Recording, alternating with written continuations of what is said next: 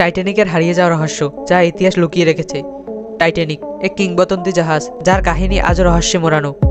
আমরা সবাই জানি 1912 সালের সেই ভয়ানক রাতের কথা, যখন এই জাহাজ সমুদ্রের অতল গভীরে হারিয়ে যাচ্ছিল। কিন্তু আপনি কি জানেন এর পিছনে এমন কিছু ঘটনা আছে যা ইতিহাস লুকিয়ে রেখেছে?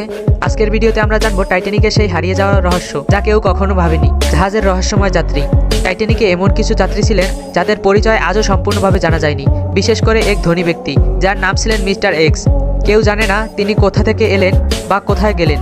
কিছু প্রত্যক্ষদর্শীর মতে তিনি জাহাজ ডুবির আগেই কোথায় অদৃশ্য হয়ে যান, কিন্তু কিভাবে তা আজও অজানা। জাহাজে ছিল গুপ্তধনের সন্ধান। কিছু বিশেষ সূত্রে জানা যায় টাইটানিক কয়েকটি অত্যন্ত মূল্যবান নিদর্শন ও গুপ্তধন ছিল, যা কখনো উদ্ধার করা যায়নি। কিছু গবেষকের মতে ব্রিটিশ সরকার একটি বিশেষ গোপন ধনসম্পদ বহনের জন্য টাইটানিককে ব্যবহার করেছিল। কিন্তু এই ধনসম্পদ কোথায় গেল? কেউ কি পরিকল্পিতভাবে এই জাহাজ ডুবিয়েছিল? তা আজও অজানা। SOS সংকেতের অজানা রহস্য। টাইটানিক যখন সমুদ্রে ডুবেছিল তখন কাছের কিছু জাহাজ তাদের SOS সংকেত পাননি, যদিও তারা খুব কাছেই ছিল। কেউ কেউ মনে করেন সংকেত ইচ্ছাকৃতভাবে ব্লক করা হয়েছিল। এমনকি কিছু প্রত্যক্ষদর্শী দাবি করেন টাইটানিকের কাছেই একটি অজানা জাহাজ ছিল, কিন্তু তারা সাহায্য করতে এগিয়ে আসেনি।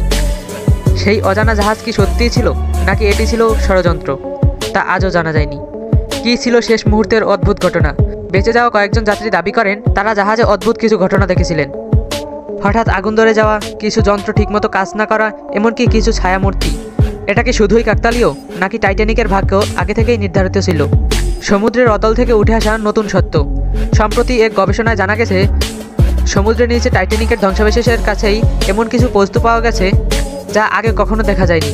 নতুন গবেষকরা মনে করেন টাইটানিকের কাছেই আরেকটি রহস্যময় জাহাজ ছিল, যা আজও সমুদ্রের নিচে চাপা পড়ে আছে। তাহলে টাইটানিকের আসল রহস্য কি?